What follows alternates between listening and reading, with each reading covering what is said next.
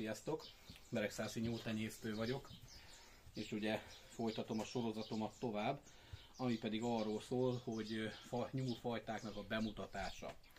Korábbi videómban a pannonfehéret vettem alapul, és arról próbáltam egy pár szót ejteni, hogy miért érdemes tartani, és miért jó azt tartani. Most a német óriás került terítékre.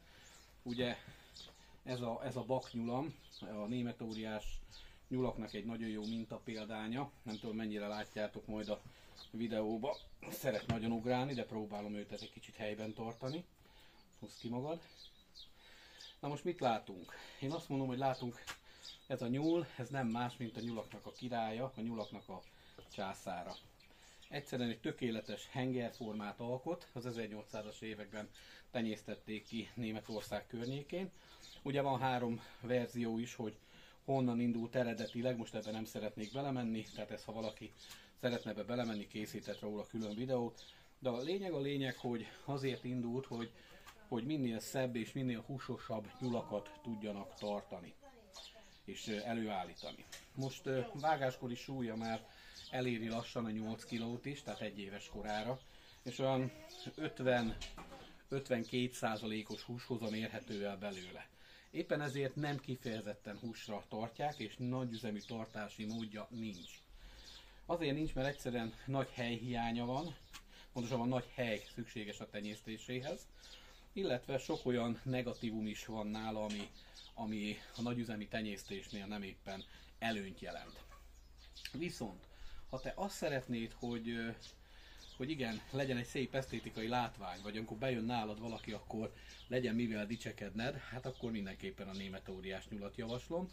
Főleg, hogyha még néha szeretnél nyúlhúst is enni, bár készülj fel rá, hogy ő nem az a fajta nyúl, ami kifejezetten tele fogja fialni a ketreceket. Bár pár fontos dolgot elmondok róla így előzetesben. És itt természetesen azokra a nyulakra értendők ezek a számok, amelyek valóban jó tenyészetekből kerülnek ki, mert itt főleg magántenyésztésben folyik ezeknek a nyulaknak a nemesítése azóta is, és ezek a magántenyésztők sokszor olyan árakat is elkérnek egy-egy nyúlért jogosan, ami ugye akár meg is botránkoztathatja az egyszerű embert. Példát mondok nektek, itt van ez a nyúl, ez jelen esetben én ezt 30 000 forinton alul nem adnám, és még lehet, hogy még akkor is meggondolnám, hogy továbbadom-e. Viszont vannak ettől jóval komolyabb nyulak, jóval nagyobb, szebb nyulak, komolyabb tenyésztőknél, és itt 300 eurónál kezdődnek ezek az árak egy kifejlett nyúlnál, és akár 500 eurót is elérnek, de hallottam már pletykákat 1000 eurós nyulakról is, nem tudom. Én biztos annyit nem adnék érte, de a lényeg, hogyha szép német óriást akarsz tartani, akkor valóban mélyen be kell nyúlni a pénztárcádba, és csak akkor éri meg, hidd el. Sokan összekeverik a nagy testű nyulat, úgy gondolják, hogy minden nagy testű nyúl, ezek az elfajzott nyulak, az német óriás. Ne keverjük a kettőt, a német óriásnak nézzétek meg a jellemzőit. Már csak ránézel, és azt látod, hogy ez egy tökéletes szépség. Henger alakú a teste, a bakoknak gömbölyű a feje, minimum 19-22 cm a fül nagysága, és szépen széles a háta, tehát egy igazi húshozamra készült nyúlról van szó. Nem egy virgonc nyúl, már csak a testsúlya miatt is, és ami fontos, hogy nem arról híres megint csak, hogy olyan sűrűn párosodna évente. Egyszerűen a nőstények nagyon nehezen párosodnak, évente, ha szerencséd van, akkor 3-szor tudod őket pároztatni. De vannak olyan tenyésztők, akik évente csak egyszer, a legideálisabb esetekben pároztatják, hiszen nekik elég az 1 is, hogyha lefial a 9-et, vagy 7-et, akkor ezt felnevelik, és az is számukra elegendő, hogy értékesítsék, hiszen nem a hús a lényeg, hanem hogy tovább vigyék a vérvonalat. Viszont ha te mind a kettőt szeretnéd, akkor érdemes erre odafigyelni és felkészülni, hogy na hát nem biztos, hogy tele lesz vele a hűtőd. Hátrányai közé tartozik, mint említettem, a nagy hely. Szüksége van legalább egy 1,5, de ideális esetben akár 2 négyzetméteres ketrec nagyságra is, tehát egy nyúlnak az igénye. Másik fontos dolog, hogy igen érzékeny mindenféle betegségekkel szemben.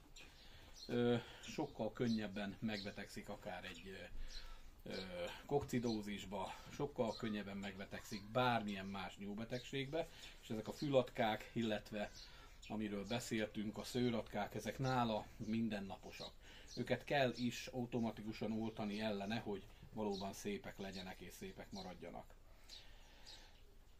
Fontos hátrányai közé tartozik még, hogy, mint említettem, nem híres arról, hogy jó nevelő lenne. Vannak persze kifejezetten jó anyák, amelyek, hogyha jó vérvonalat visznek végig az emberek, akkor nagyon szép nyulakat fialnak, jó tejtermelésűek, és fel tudnak nevelni simán 7-8-at is, de nem ez a jellemző rájuk. Tehát nagyon sokszor szétdobálják a fészket, bármi külső zavaró tényező hatására ott hagyják a kisnyulat, belázasodnak, megrágják a kisnyulat, maga a nőstények, tehát ezekre számítani lehet.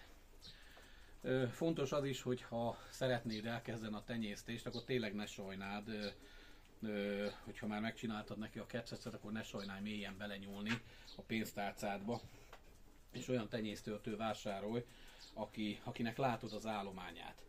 Arra felhívom a figyelmeteket, hogy maga az, hogy rendelkezik származási lappal, meg fülszámmal, az kevés. Láttam olyan származási lapos, fülszámos nyulat, hát biztos, hogy soha nem vettem volna meg, vagy soha nem kértem volna belőle a tenyésztésembe, a tenyészetembe, mert egyszerűen hát úgy nézett ki. Tokás volt, rossz szőrzettel rendelkezett, és még sorolhatnám. Tehát itt nem ezek az elsődleges célok. Mit kell még róla tudni? Ha fial, képes akár 14 darabot is lefialni.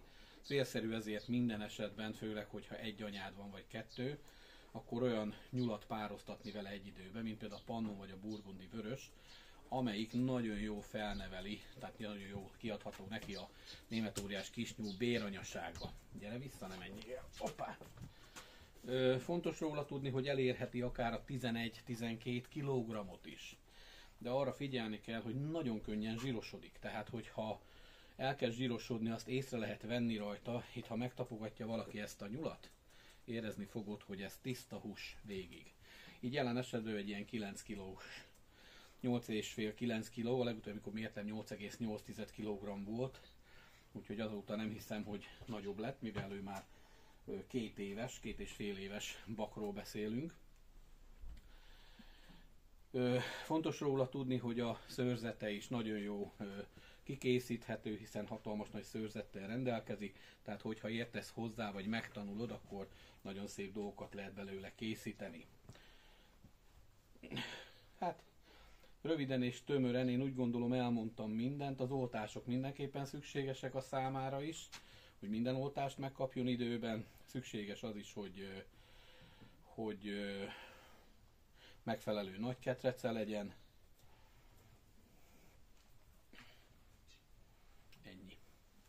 Ennyi, ami hirtelen eszembe jutott, de ha még eszembe jut valami, akkor természetesen elmondom nektek. Köszönöm a figyelmeteket, további szép napot, sziasztok!